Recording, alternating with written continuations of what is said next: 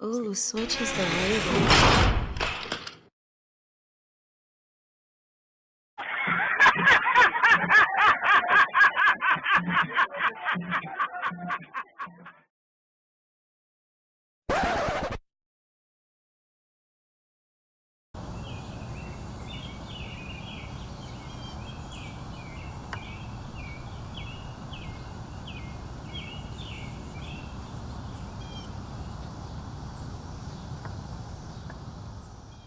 Older sister sings. My mom was a musician. My aunt sings. My dad sings. I sing. So it's been, that's all we did in our house all the time.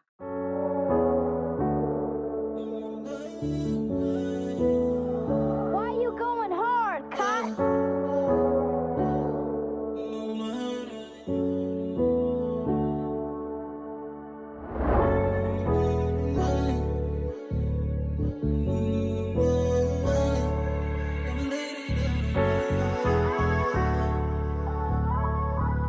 Ooh, Switch is the label.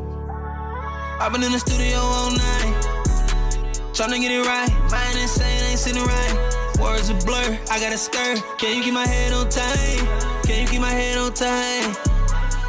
Till I'm finally famous. I've been in the studio all night, tryna get it right. Mind insane, ain't sitting right.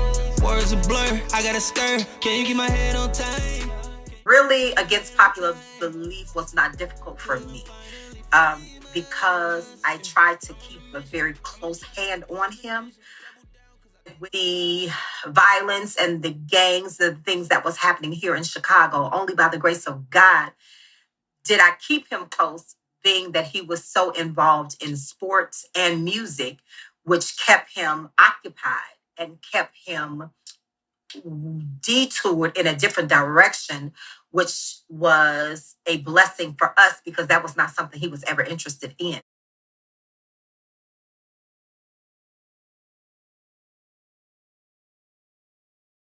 So I would like for you to first to introduce yourself. I am Kenyatta Shepherd. I am QM's one and only, and that's his mom. All right. All right. How was he as a child? Well, number one, he was the only boy in the house. He has two siblings, two sisters. So in my household, there was all women up until 1995. So for him to enter into the home, it was different because we had a boy in the house. So, you know, boys are active, boys are busy, boys are, you know, aggravating, especially with sisters. But he was a pleasure. I did not have a lot of issues with my son, but at the same time, he was a boy. Yes. What boys do. Yeah, Chicago, man, born and raised. It was cool. It wasn't as hard as people would say. Chicago is not as hard as people see on TV, see on social media. Gang violence is super high. I ain't gonna lie, gang violence is high, but it ain't as hard. You still gotta live life.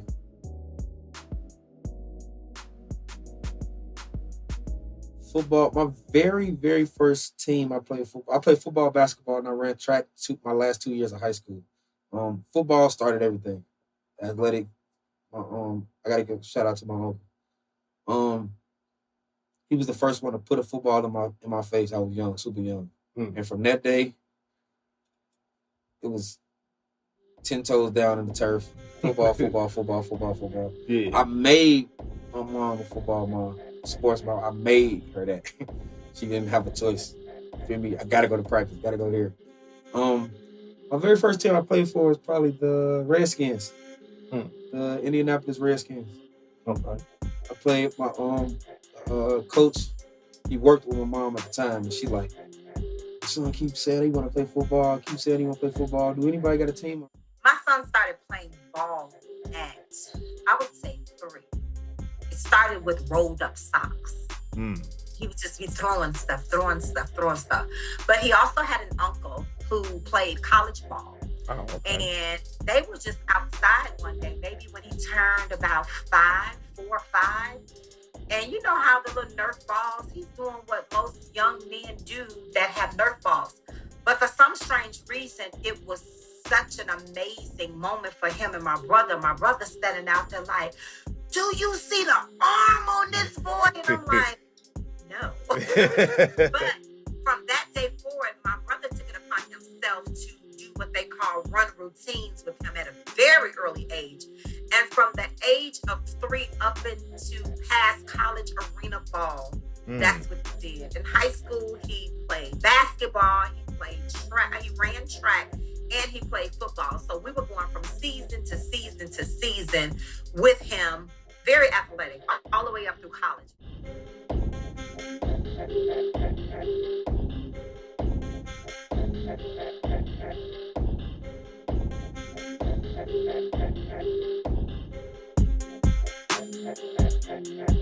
Man, I come from a singing household.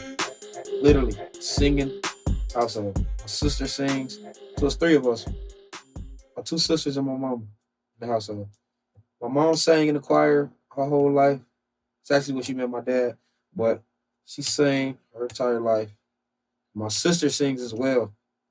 And it fell on me. My middle sister can't sing. She's going to get mad at me for saying that, but she can't sing.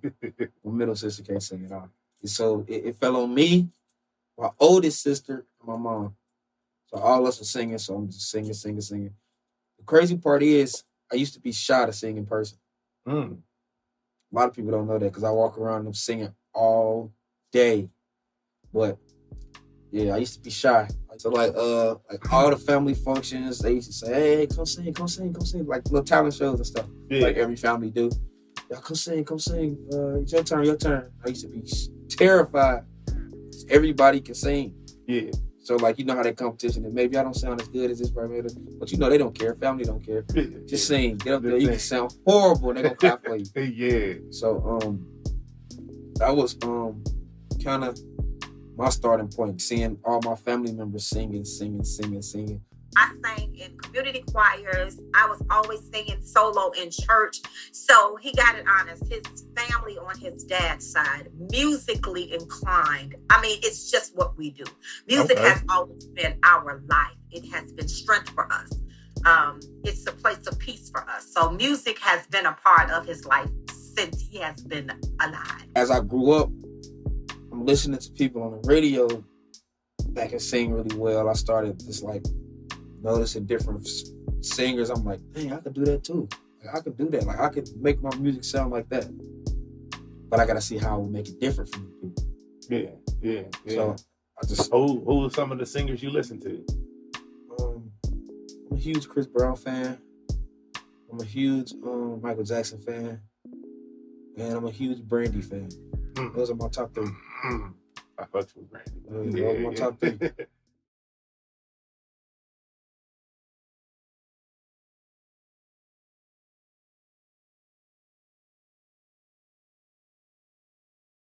So the first time somebody told me I could get paid for doing what I do.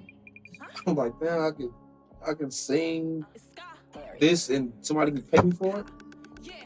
Man, let me do it. But I ain't gonna say it was for the money because I was writing my music for a little minute without recording anything. I would just write and just ad-lib other people's stuff in the car. But it used to sound cool. I just had friends and just, hey man, you should really just do something. Like, do your own song. Like, dude. So I'm like, nah, man, I ain't going there. No, I ain't wasting my time.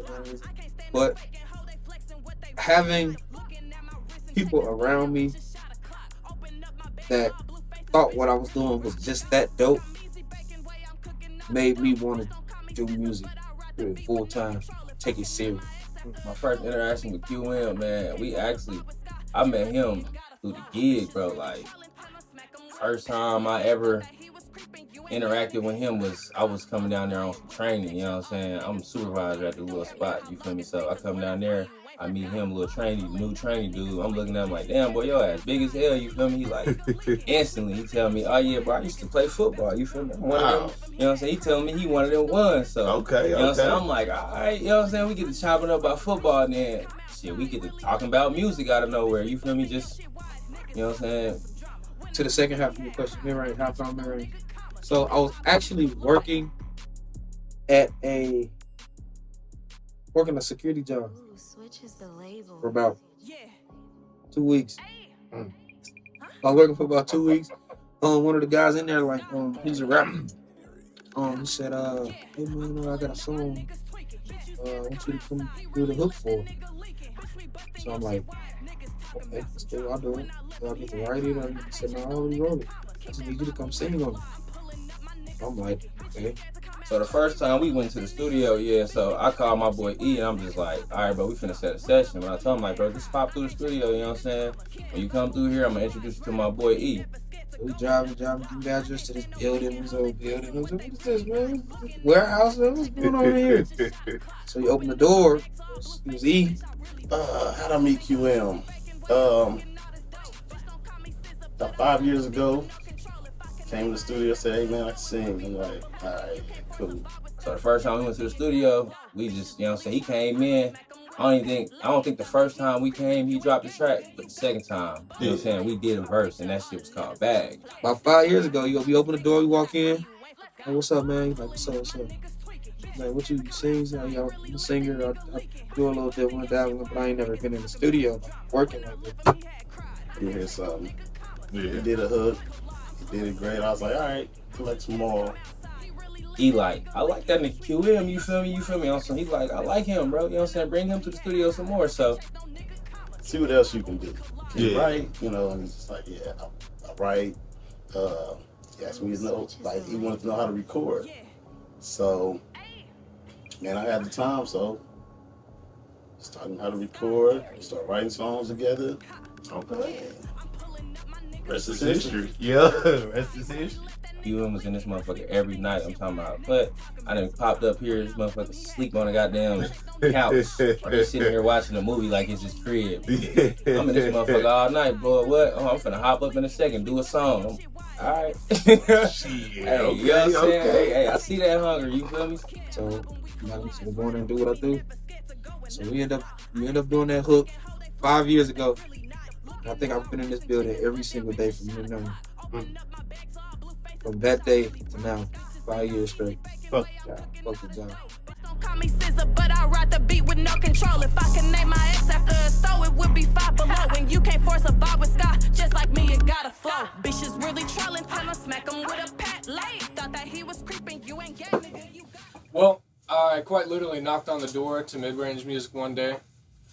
E let me in. He's the owner. Y'all probably saw him earlier, but just knocked on the door. He let me in here, started making beats, and Question Mark and I kind of butted heads at first, but after that, started looking at beats. You know, I make beats as well outside of engineering. Commissioned me to make some R&B beats. I'm like, I don't know how to do that shit. Yes. So, started trying to make beats for him, started working, and he started asking me to mix his music. I mean, he knew what I could do and started laying some sauce on there. Shit, I make QM through my boy E, our engineer. You know what I'm saying? They work together. They've been working together for a couple of years.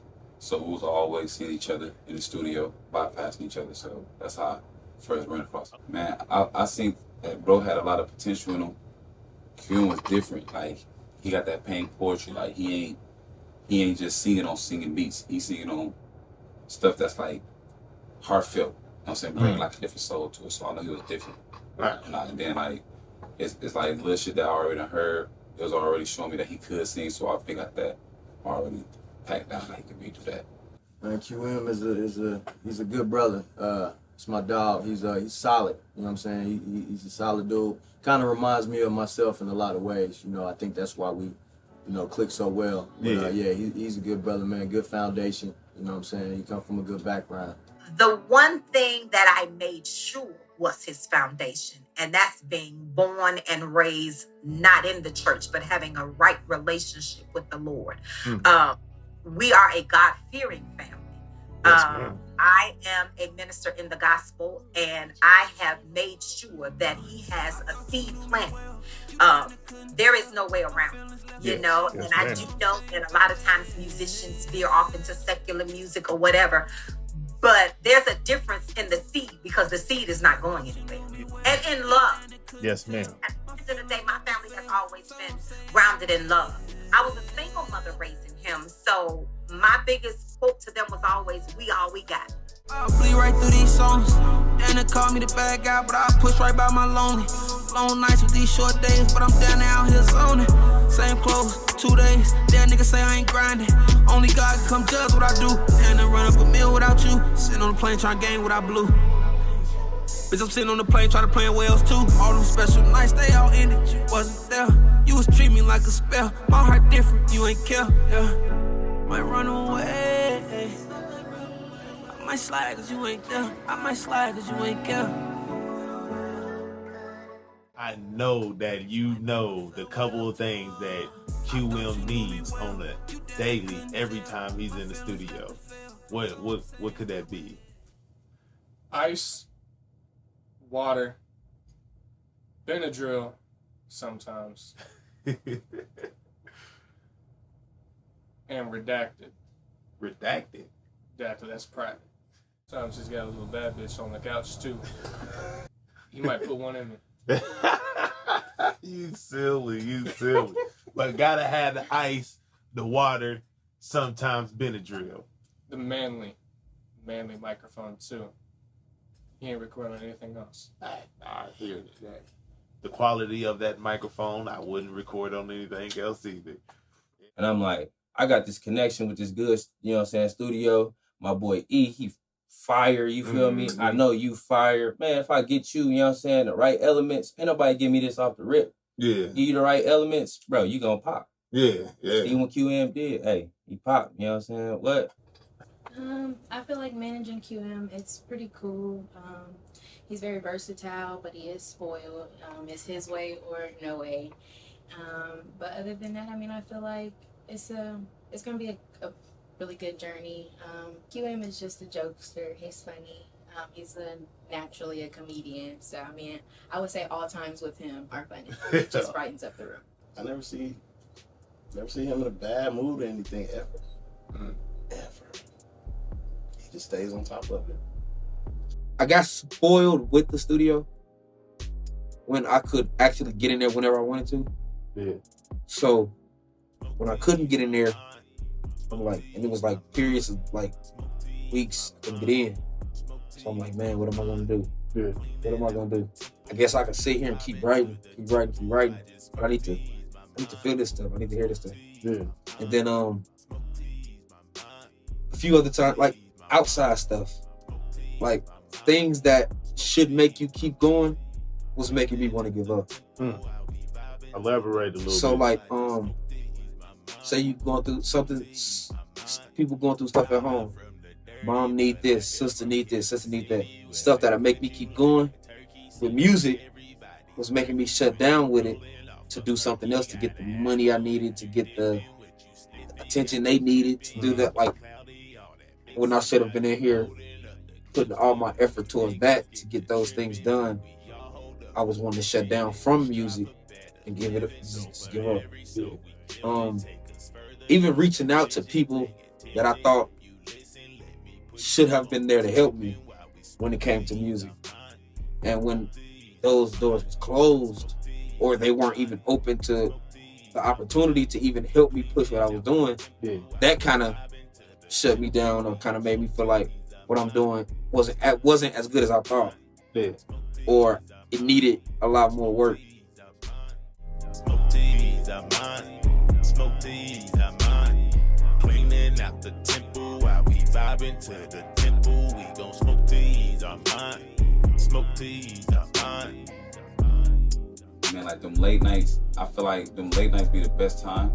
Cause like we get the best out of them. And that's when we get that grease. You know what I'm saying? Right. That's what I've been looking for, that grease. So like about 2 a.m., 3 a.m., even to 5 a.m. be like his best time making music. It's crazy as hell, but that's how he moves, that's how he works. So it's like it'd be a wild journey with question mark in the late nights. I could definitely hear that because anything after 10, 11 o'clock is question mark. Man, it's definitely a question mark. Everything after that question mark. Man, new project, hey, fire, grease. New project is fire. You know, the crazy part about it is I sat here through the whole process, bro. it didn't even take a week for him to finish the whole project. You know what I'm saying? And with that short amount of time, it's still fire. You know what I'm saying? You would think that quick. You know what I'm saying? Nah, fire. Feel me? But yeah. Facts. It's Grease. It's absolute fire. It really touches your soul. There's some elements that he talks about that's a little more personal to him. And then there's some that just kind of cover a broader range for everybody. You know? Right. He makes music that people want to relate to, and I think that's what helps him stand out against the crowd for everybody. Everybody's just trying to make music like, oh, well, look at so-and-so. They're doing this, I'm going to do that. No, he's not worried about them. He's making what means something to him. Yeah. And I think that's phenomenal. That's not something everybody's doing anymore. This tape, this Pain Poetry tape that I got, that is about to drop, it's basically, it is exactly, I think that is the best name I could have came up with when it came to that. Because it's literally pain poetry. Anybody was greasy. It's pain in every single song on there. It's literally pain. I'm talking about childhood memories, childhood trauma, things that really made me who I was, females I went through that didn't do what they were supposed to do, or I didn't do what I was supposed to do. Yeah. And it just didn't work. So it's I'm putting all that into, instead of music, I put it in poetry. So I just flipped it to poetry. Because poetry, you got rhyming words, all that. So instead of using pain music or pain words, which could have been just any everyday thing, change it to poetry. Because to me, this music is my poetry. Yeah. I knew he had a gift when he proved his loyalty and his consistency. That's one of the biggest things you need to have. And the talent was there. Yeah. So, like I said, at the time, I had the time to work on an artist. I always wanted to work on an artist. I always wanted to build, teach people how to do song melodies, how to, do song structure, how to find the melodies. Okay. Harmonies, all that stuff. And he put in his time. And he stuck with it. Couldn't get him out of here. Still can't, apparently. Still can't. Yeah. He definitely worked hard. He definitely want it. It's a lot of motherfuckers that don't really show that they want it. They more so on the handout.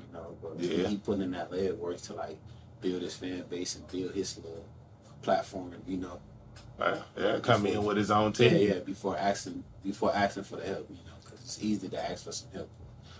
Is you gonna put in that work? You know what I'm saying? All right. So, how is it being in a different state as QM while he's going through his journey?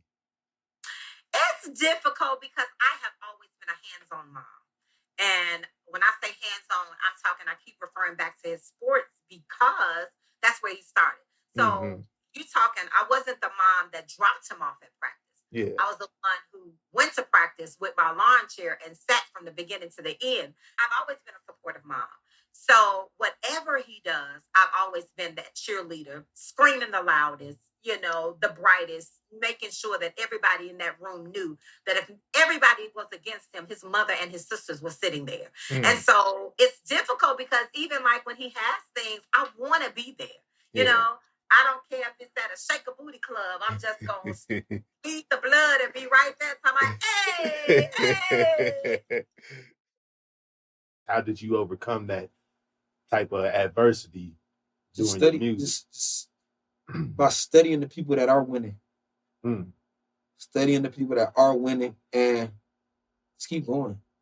Don't let that stuff get to you. That's one thing I would tell people that I did do. Let it get to me. Don't. Because your music isn't for everybody. There's a lot of people in the world. You don't have to touch everybody. You can touch a few and be rich. You can touch one and be rich.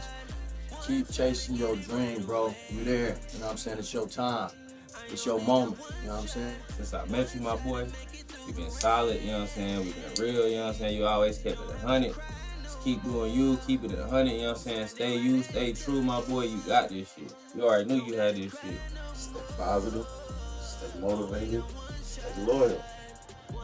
Loyalty it'll give you anything you need. Keep striving and keep pushing and keep grinding. We're gonna do big things. But on a real note, bro, you got this. You got this. It's just grease. Shit, keep going, fo. Keep dreaming. Don't let nobody crush your dreams, and you know you're gonna be where you need to be. Keep that tunnel vision. Keep working. Keep going hard. Got my support. Let's go. Hey, look here, man. Last thing I want to tell you, for more things I get to showing you, so keep grinding, keep pushing your shit. I ain't the only ear you caught, I ain't the only eye that's on you. So like, all this what you doing, this shit gonna work. Man, you greasy. Ain't no other ain't nobody else greasy. Nobody's greasy but you, my boy. So like, let's keep working, bro. We behind you 110%. Switch the label, got you. It's the sleazy whip, you know what the fuck going on.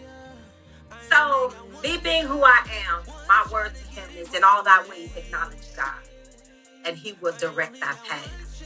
I don't care what comes and what goes. If you trust God, he will open doors that no man can shut. If you trust God, the favor of God will fall upon you and contract anything that you're expecting and believing from God. It will happen. And as long as you know that you have a support system behind you, it's us and the world. One shot to make it through the rain. Don't have to cry no more. I'm standing right at the door. Don't gotta cry no more. When I look at me doing music, yeah, I really wanted to go this far. I wanted to go farther than it can actually go. I wanted to go farther than anybody else has actually went. So when you say, did I think about it? Did I think about me going this far? Yes, I did think about it. Because I wanted it, and I still want it.